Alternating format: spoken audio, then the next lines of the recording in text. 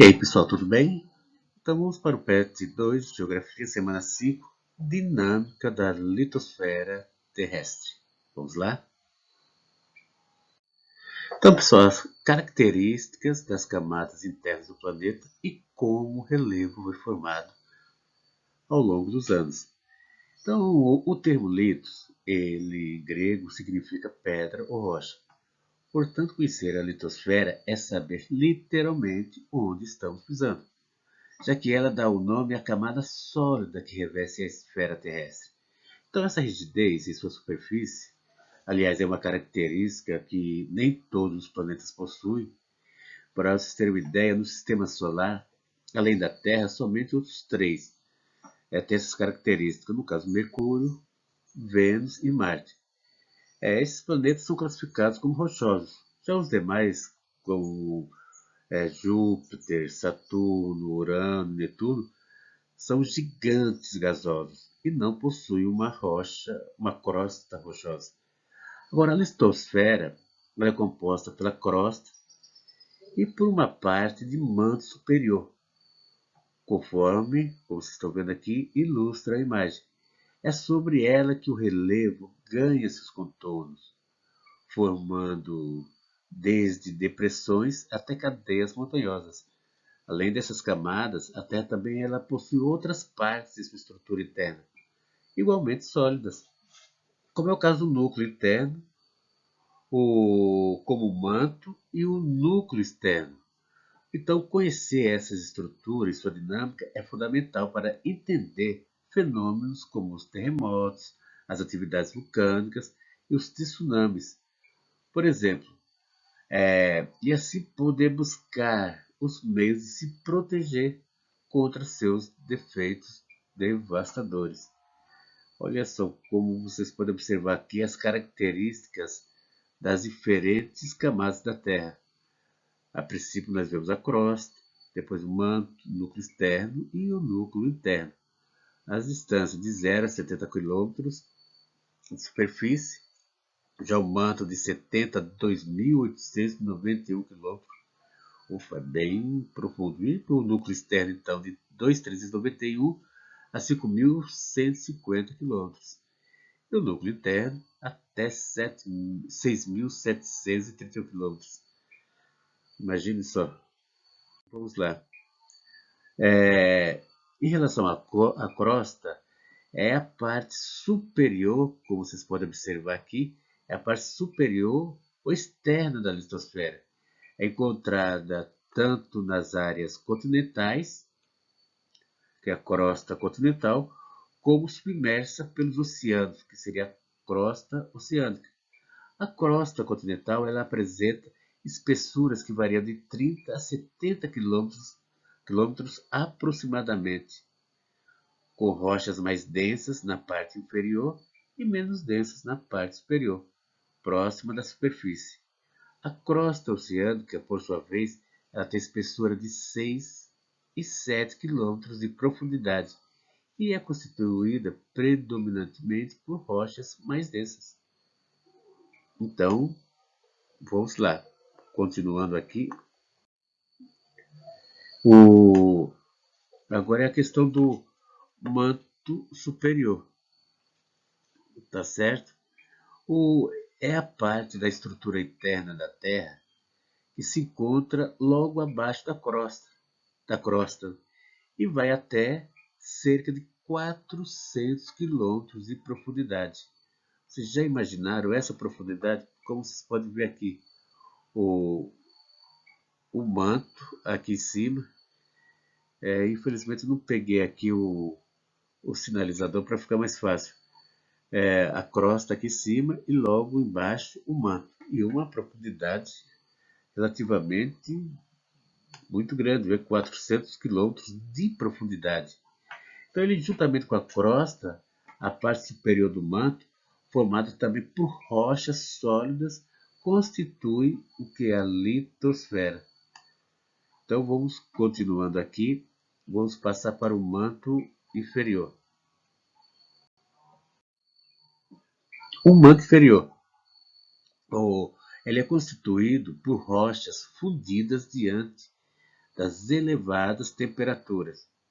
O manto inferior estende-se de 400 a 2.900 quilômetros de profundidade. É nessa parte que se formam as correntes de convecção do magma. Então, o contato com o núcleo externo aumenta as temperaturas desses materiais, que são impulsionados em direção ao manto superior, onde se resfriam, e mais densos tornam a descer para perto do núcleo, onde novamente são aquecidos e reiniciam o ciclo, reiniciam todo o processo. Como vocês podem aqui, o manto inferior e aqui a região de transição, tá certo? Então vamos lá para o núcleo externo. O núcleo externo ele é localizado na faixa de 2.900 a 5.100 quilômetros. Ele é constituído por dois minerais predominantes, o níquel e o ferro, totalmente fundidos pelas elevadas temperaturas. Imagina só a temperatura aqui. O núcleo externo, o núcleo central, constitui a camada que fica entre 5.100 quilômetros e o centro da Terra, a 6.378 quilômetros. É constituído de uma liga metálica formada por ferro e níquel. Porém, em estado sólido, em função da elevada pressão a que é submetido, seu movimento de rotação é maior do que o restante da Terra. Interessante, né?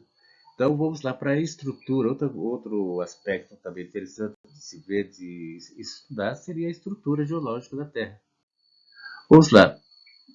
A estrutura geológica e minerológica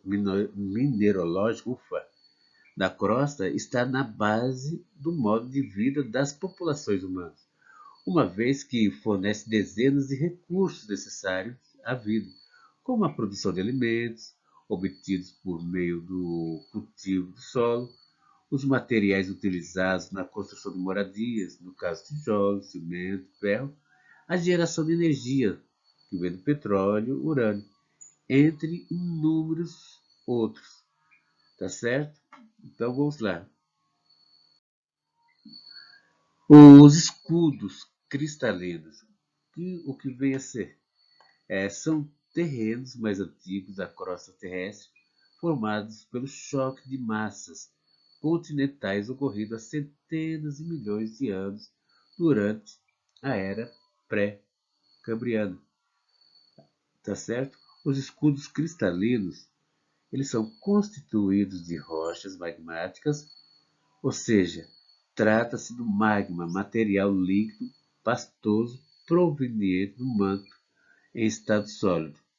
As rochas magmáticas, elas dividem-se em duas categorias: as extrusivas, como o basalto, que são formadas com esfriamento rápido do magma na superfície terrestre, e as intrusivas, como o granito, que são resfriadas lentamente dentro da crosta terrestre.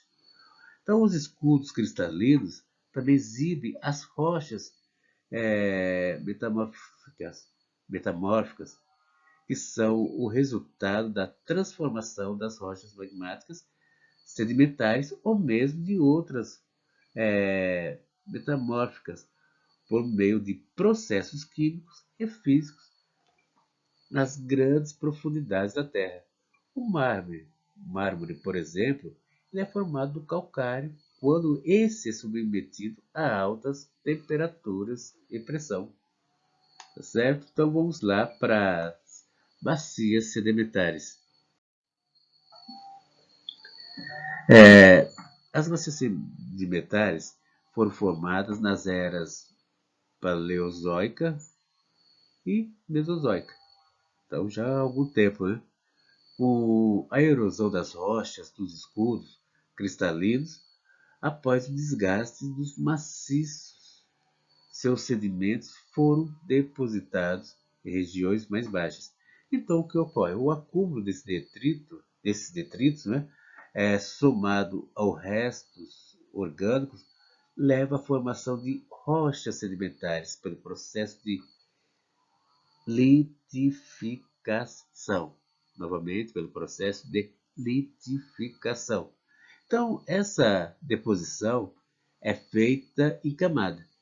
Então, o calcário presente em cavernas, o arenito e o carvão são exemplos de rochas sedimentares.